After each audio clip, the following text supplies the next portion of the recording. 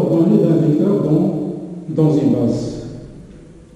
Alors, si la n forme une base de E, alors c'est que tout élément de E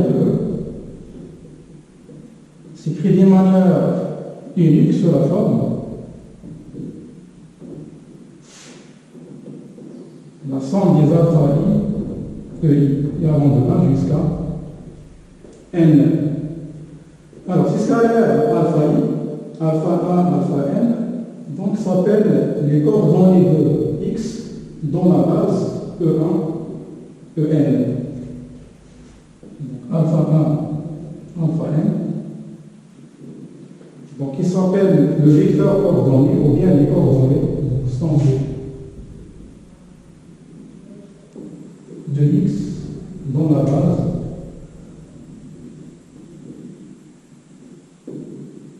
B. Donc, les coordonnées viennent d'un vecteur dans une base, bien sûr, ils dépendent de cette base. Si je change donc la base B, donc on va trouver une autre, ou bien des scalaires, ou bien des coordonnées différentes des alpha. Alors, par exemple, je vais commencer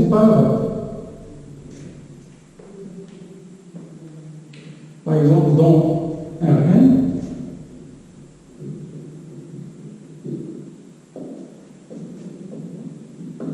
si B égale à N est la base canonique de Rn, alors la base canonique de Rn est définie par, donc E1 c'est 1, 0, 0, 0, E2 c'est 0, 1, 0, 0, en général donc EI, c'est l'élément de Rn dont tous les composants sont nuls, sauf donc la composante qui se trouve à la ième rang, qui vont. Donc, tous les autres sont nuls. Donc, c'est la base canonique de Rn. Alors, dans les bases canoniques, on avait deux bases canoniques, la base canonique de Rn et la base canonique de l'ensemble ou bien de l'espace des polynômes de degré inférieur ou égal à n. Alors, dans les bases canoniques, si je prends un élément de Rn,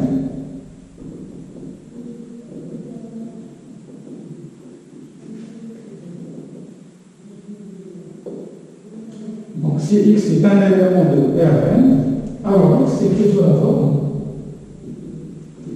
Donc si x1, 1, 0, 0, 0, plus x2, 0, 1, 0, 0, plus x3, 0, 0, 1, 0, donc x est écrit sur la forme sigma des xi, EI.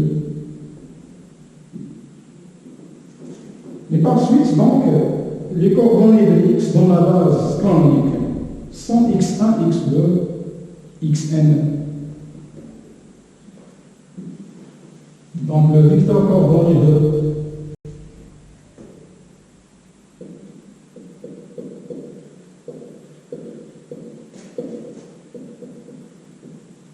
de x dans la base canonique B,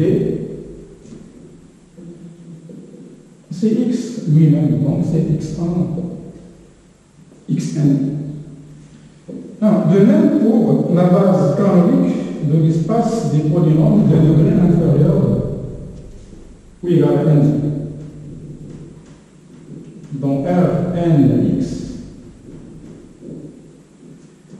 si P est égal à A0 plus A1x plus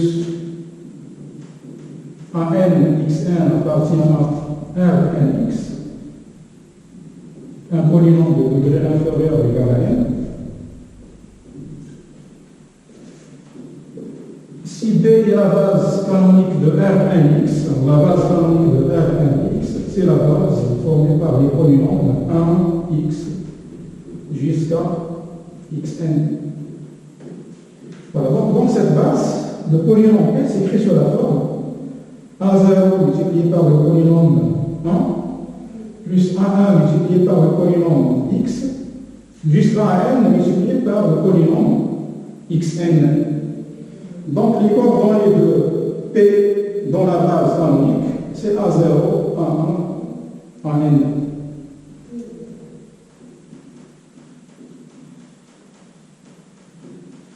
Voilà, donc les coordonnées de P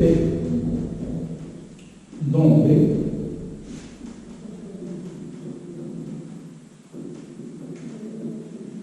voilà, sont les coefficients des polynômes. Donc en général, dans les bases canoniques, donc les coordonnées de x, d'un x quelconque dans la base canonique, voilà, dans le cas de Rn, donc les coordonnées de x et x lui-même, et dans le cas des polynômes, donc les coordonnées de P dans la base canonique de Rnx, sont les coefficients de ce polynôme.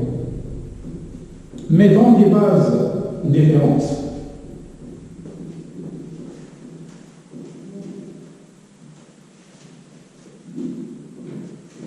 par exemple, dans R carré,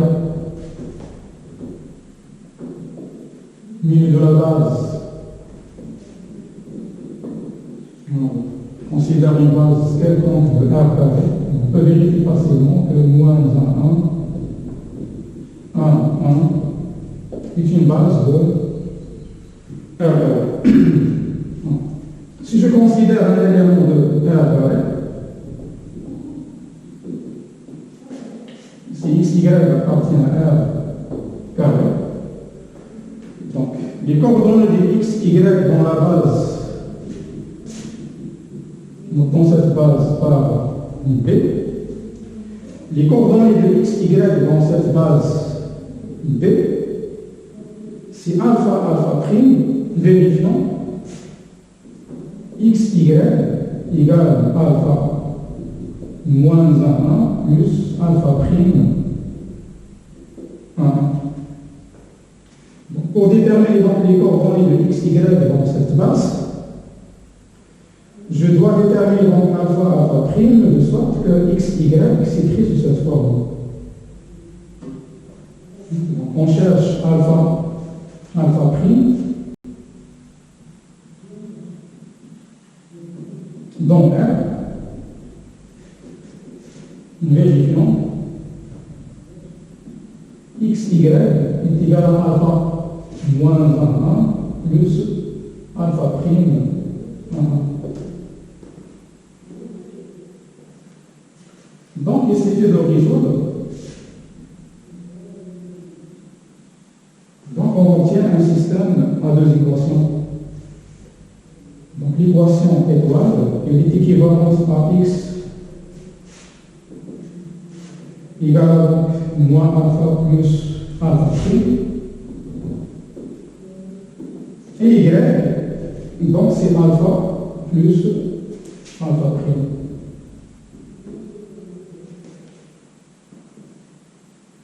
Donc on obtient un système en deux équations.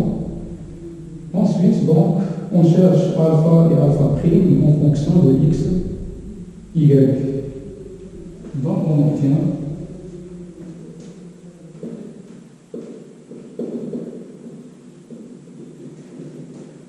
alors alpha égale, si je calcule donc la différence, on obtient donc 2 alpha égale à y moins x. Donc alpha c'est y moins x divisé par 2.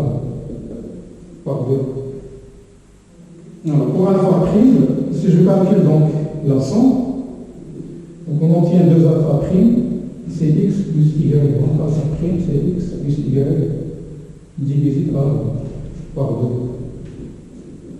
Et par conséquent, donc, les coordonnées de xy dans la base B sont y moins x divisé par 2 et x plus y divisé par 2.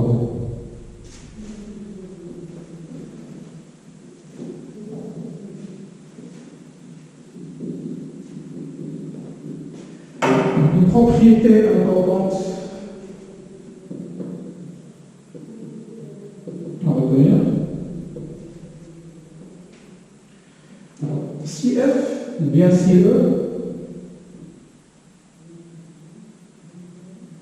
est un espace vectoriel de dimension finie.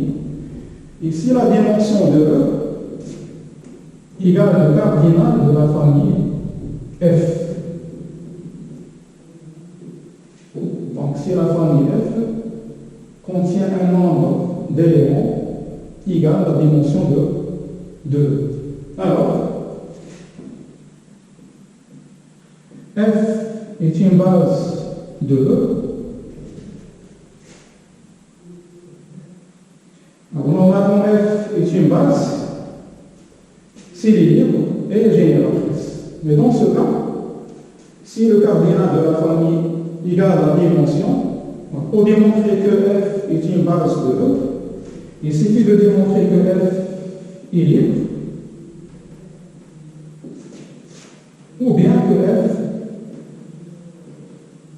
est génératrice.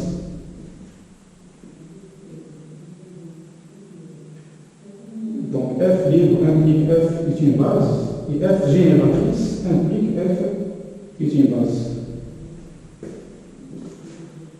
Alors, un exemple.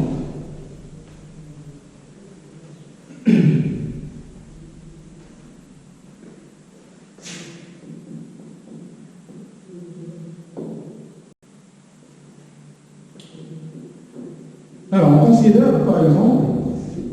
considère la famille formée par les polynômes de Lagrange. Alors, les polynômes de Lagrange sont définis par, donc, je dois d'abord fixer donc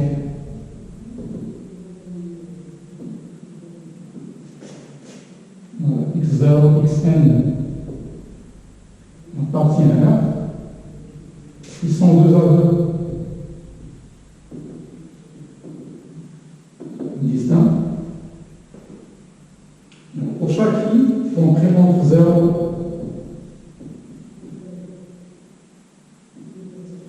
in.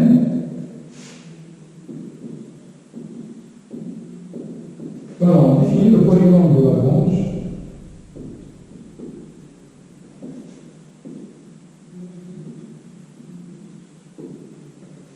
Alors, le polynôme de Lagrange d'indice i, noté par Li,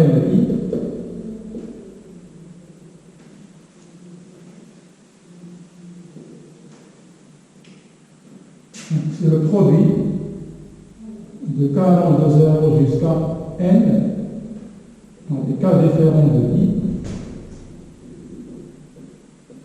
x moins xk divisé par xi, bien sûr cas différents de i.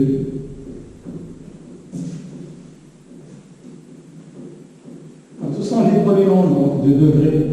C'est un produit des polynômes de degré 1, donc n et r, allant de 0 jusqu'à n, des cas différents de i, donc ce sont des polynômes de degré n. Alors on va démontrer que ces polynômes, les polynômes de Lagrange, L0, L1, Ln, forment une base de l'espace des polynômes de degré O plus n.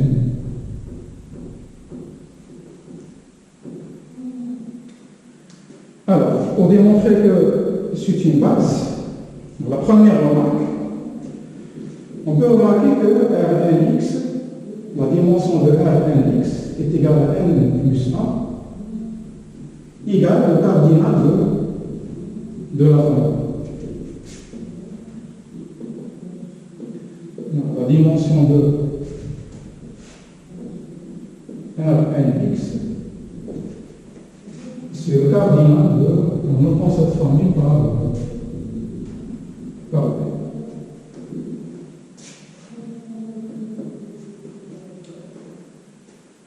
Donc, d'après notre propriété précédente, pour démontrer que cette famille est une base de Rnx, il suffit de démontrer que la famille B est libre, ou bien on démontre qu'elle est génératrice.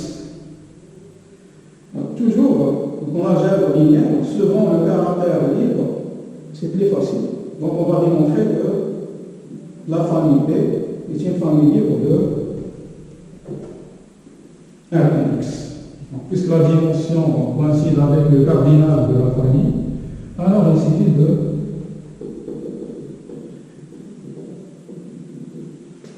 de montrer que la famille L, bien que la famille B est libre. Et pour démontrer que la famille B est libre, donc on applique le même nom, soit les scalaires alpha 0, toujours le nombre des scalaires, c'est le nombre des éléments de la famille, donc soit alpha 0, alpha 1, alpha n appartient à R, tel que la somme des alpha i n i égale à 0, et on démontre que les alpha i sont tous nuls.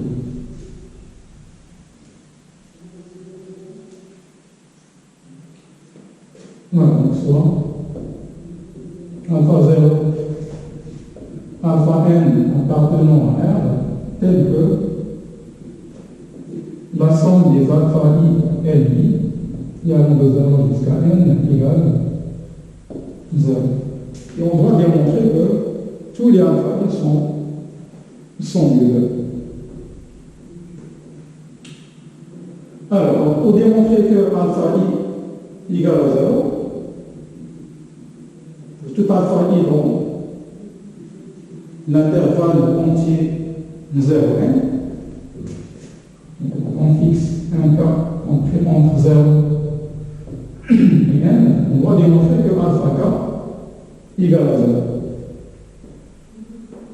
On sait que voilà, une propriété ou bien une caractérisation importante des polynômes de Lagrange